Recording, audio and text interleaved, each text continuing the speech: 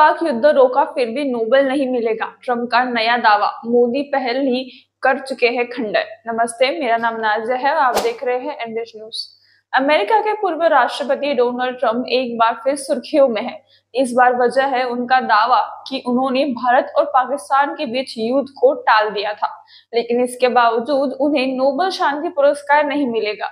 Trump ने यह बयान अपने social media platform truth social पर एक लंबी पोस्ट के जरिए दिया। उन्होंने अपने कार्यकाल के दौरान किए गए शांति प्रयासों की एक लंबी सूची गिनाई और आरोप लगाया कि उनके योगदान को नजरअंदाज किया जा रहा है।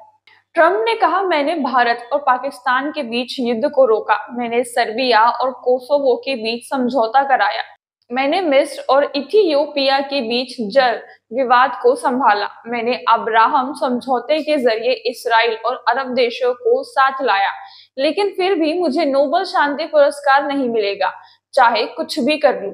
उन्होंने आगे लिखा, अब मैंने रवांडा और कांगो के बीच वर्षों से चले आ रहे खूनी संघर्ष को खत्म करने में मदद की है। सोमवार को दोनों देशों के प्रतिनिधि वॉशिंगटन डीसी में शांति समझौते पर दस्तखत करने आ रहे हैं। यह अफ्रीका के लिए एक ऐतिहासिक दिन है, लेकिन नोबेल नहीं मिलेगा। डोनाल्ड ट्रंप का यह दावा ऐसे समय में आया है जब कुछ ही दिन पहले प्रधानमंत्री नरेंद्र मोदी ने इस मुद्दे पर स्थिति स्पष्ट की थी। उन्होंने ट्रंप को दो टूक कहा कि भारत पाक संघर्ष के दौरान अमेरिका की कोई मध्यस्थता नहीं हुई थी। भारत सरकार ने भी साफ कर दिया कि पाकिस्तान की ओर से संघर्ष विराम का प्रस्ताव आया था और भारत ने उसी के जवाब में सैन्य कार्रवाई रोकी थी। यह फैसला भारत और पाकिस्तान के बीच सीधे संवाद के जरिए हुआ था, किसी तीसरे देश की भूमिका नहीं थी। दिलचस्प बात यह है कि ट्रंप की यह पोस्ट ऐसे समय में आई है जब पाकिस्तान ने उन्हें औपचारिक तौर पर 2026 के नोबेल शांति पुरस्कार के लिए नामित किया है। पाकिस्तान का मानना है कि ट्रंप के नेतृत्व में कई वैश्विक टकरावों को कम करने की कोशिश हुई।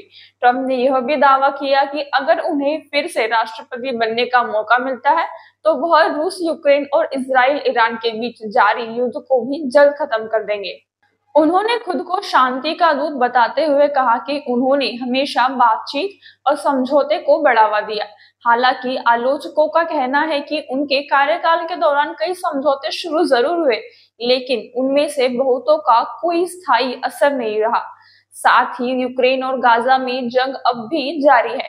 ट्रंप के इन बयानों को कई विश्लेषक 2024 के चुनावी माहौल के संदर्भ में देख रहे हैं। वे खुद को एक बार फिर राष्ट्रपति पद की दौड़ में सबसे बड़ा शांति स्थापित करने वाला उम्मीदवार पेश कर रहे हैं, लेकिन भारत जैसे देशों की ओर से उनके दावों का सार्वजनिक रूप से खंडन उनके विश्वसनीयता पर सवाल खड़े करता है। डोनाल्ड ट्रंप एक बार फिर अपनी बयानबाजी से अंतर्राष्ट्रीय मीडिया की सुर्खियों में है। भारत और पाकिस्तान जैसे संवेदनशील मुद्दों पर खुलेआम क्रेडिट लेने की कोशिशें अब राजनीतिक और कूटनीतिक दोनों दृष्टिकोण से जांच के घेरे में आ चुकी है। आज के लिए बस इतना ही। अन्य न्यूज और अपडेट्स के लिए हमारे यूट्यूब चैनल एनडीएस न्यूज को सब्सक्राइब करें।